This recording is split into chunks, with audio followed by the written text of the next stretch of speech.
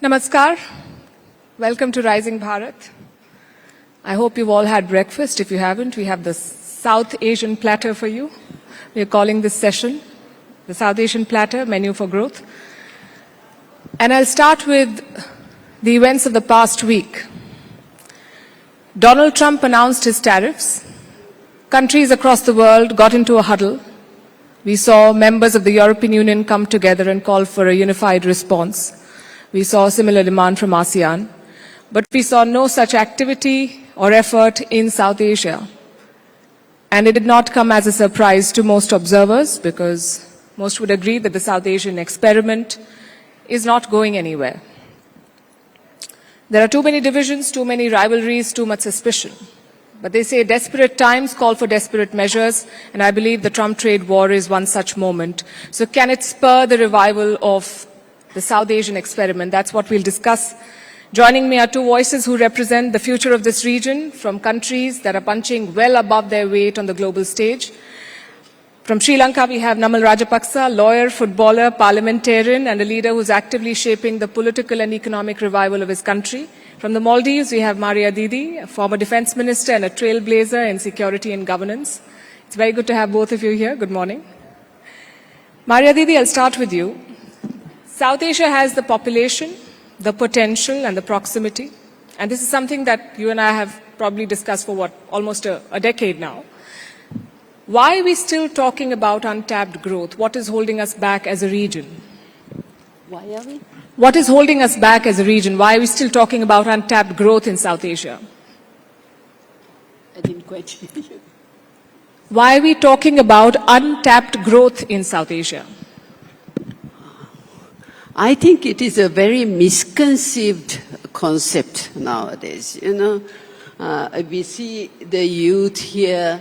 We saw a youthful minister talk, and the place is becoming very different. It's very vibrant, magnetic. A lot of people in other countries see our part of the world as poverty and chaos, but it's not the case. Once you visit, you see how brilliant the people are, how hardworking people are, how committed they are to their country and trying to bring up and use the resources that we have in our part of the world to the maximum. Namal Rajapaksa, Prime Minister Modi was in Sri Lanka last week and he promised Colombo all sorts of support in dealing with the Trump tariffs. Do you think this is a strategy that the rest of the region should also follow? Because New Delhi's equation with the White House under the current Prime Minister is very good. Why not leverage it as a group? No, I think, Palki, on one side, it's the global trade is changing now. So the traditional or WTO, people are moving out of WTO and the countries are more concentrating on regional cooperation and government-to-government cooperation. And we must understand that on one side. And on the other hand, I think with Prime Minister Modi's visit to Sri Lanka, there are a lot of things that Sri Lanka and India can work together, especially in regional cooperation. And I think it's more of the best interest for each individual country that all leaders are looking at. And I'm sure moving forward, it doesn't matter whether what matters is now is what sort of cooperation that you build among your region.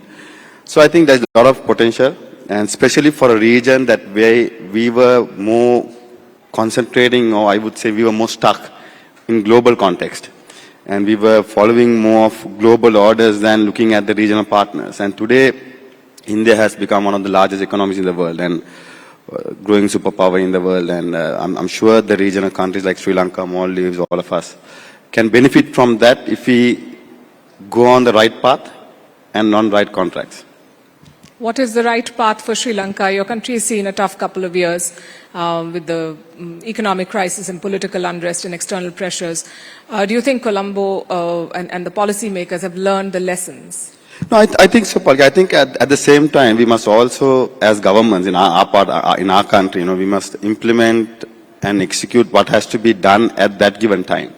So what we saw in the past couple of years, because we purely ignored certain development projects, based on political reasons. For example, Sampur was supposed to be started in 2014-15, and similar many other projects that were delayed, like Umayyah from the Iranian funding. And as a result, in 2022, we faced an energy crisis that converted later on into a financial crisis.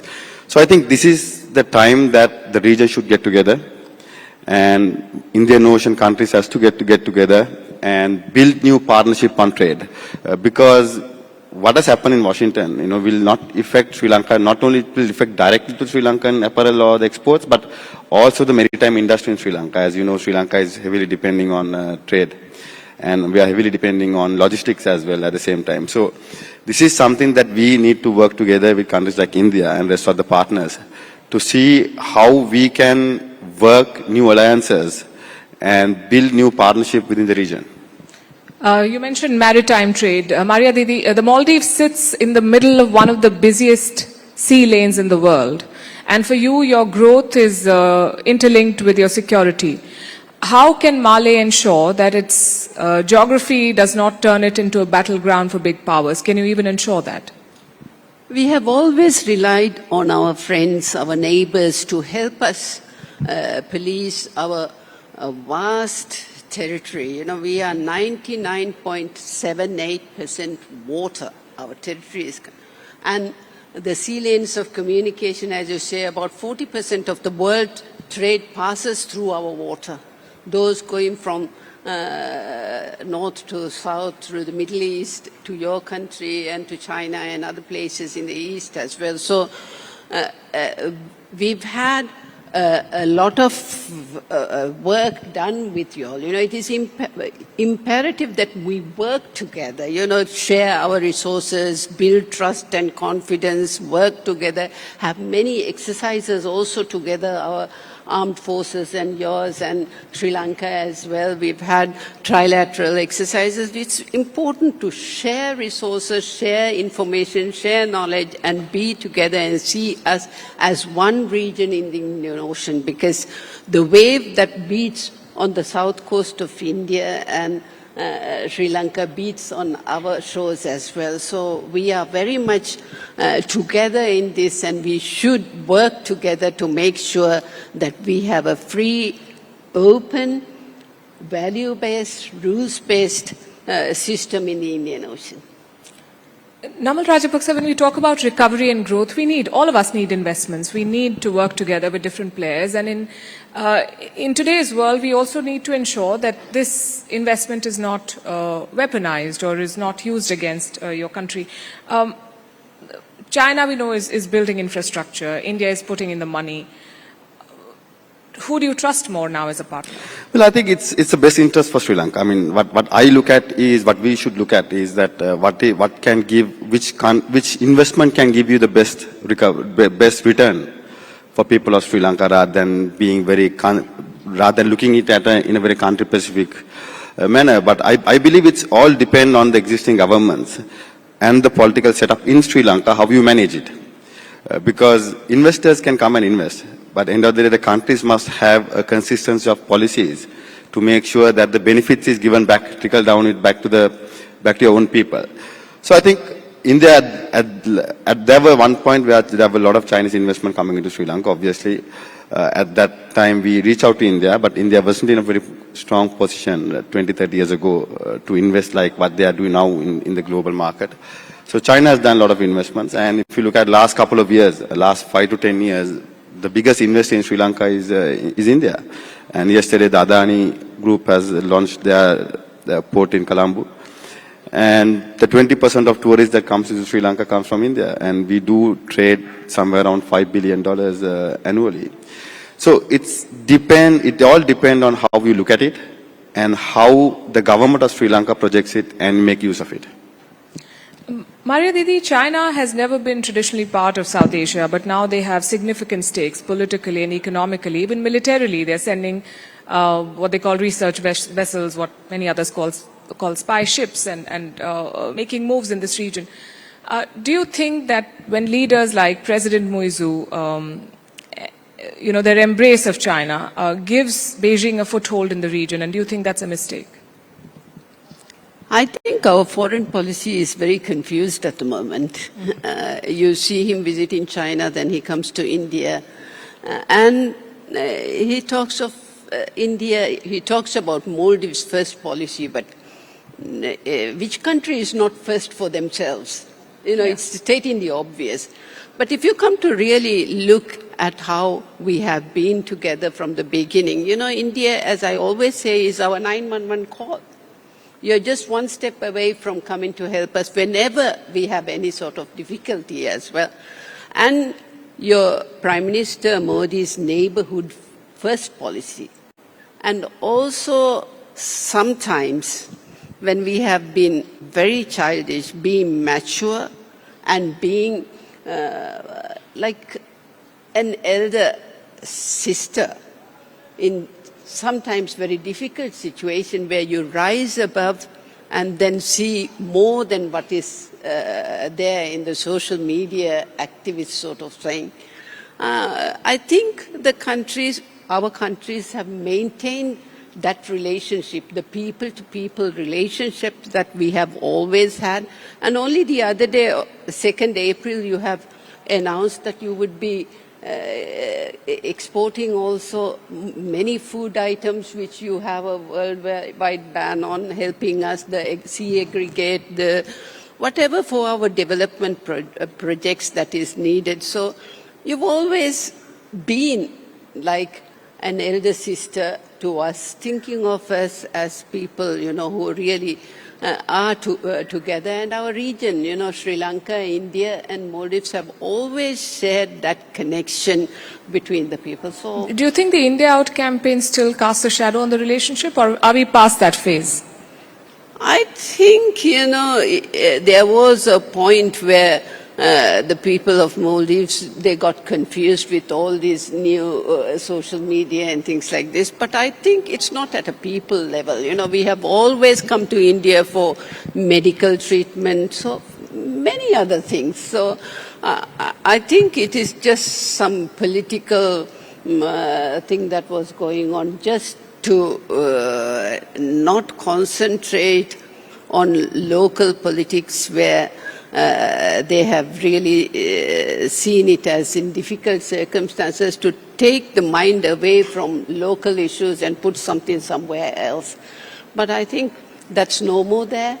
And I'm glad to say that I see a lot of Indian visitors coming to Maldives now. Even yesterday when I arrived on the plane, almost the plane was full with visitors from India as well. So I'm sure we will rise above it and we will always have that close relationship we have with each other. Namal Rajapaksa, you're young, you're ambitious, you represent a young generation of politicians who want to do new things. I know that there was a time when you were guiding a football team in Kashmir. You've taken up projects that traditional politicians do not typically do. And yet, is it harder to talk about reform when your name is linked to a political dynasty? Well, I mean, it's how you project yourself and how you face it, because it's going to be always challenging. Politics is not a easy profession to be in, and circumstances changes. And I think as politicians and as political parties, we should reform around it. So it will be challenging, but it's all about how you face it and understand in the global context as well, because politics is no more concentrated on your own constituency or only to your own country, because a lot depending on global trade and global businesses as well, and geopolitics. Because at the end of the day, the national security, national economy all depend on sustainable growth. Right. We have 5 minutes left. So since we're calling it the South Asian platter, let's try and spice it up with a rapid fire question. Namal Rajapaksa, starting with you. Okay. One word to describe South Asia today. Well, it's a paradise.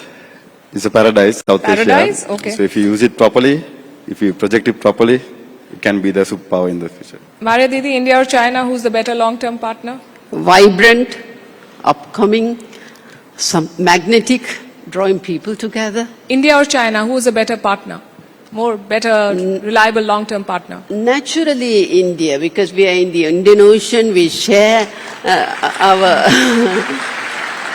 we are neighbors, and you know, being a lawyer, the worst kind of dispute you can have is with your neighbor. Yeah. You know. So, Well said. This is rapid fire, so we'll dwell on that later. Namal, tourism, tech or trade, your country's best bet for growth? So I think tech and tourism. Tech? Tech, okay. Maria Didi, a South Asian leader you admire outside your own country? President Modi, Prime Minister Modi, sorry. He's brought your country up to like the global stage.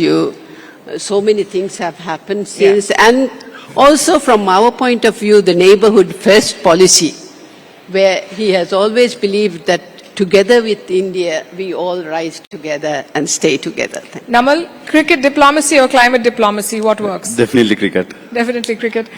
Maria Didi, one thing your country does better than any other in the region? Tourism, hospitality. Namal, a regional dish you think deserves global fame? A regional dish that you think deserves global fame? Well, in Sri Lanka there is a dish called pol sambal. So I think that deserves a lot of fame. If South Asia were a restaurant, what would be on the menu? Chaos or collaboration? Collaboration. And finally, Namal, in one sentence, what does South Asia need more of right now? Well, cooperation, partnership. Are we up for it? Yeah, of course. Okay, on that note, I think we can wrap this conversation. Thank you very much for being such a fabulous audience, and thank you for sharing your thoughts. Thank you.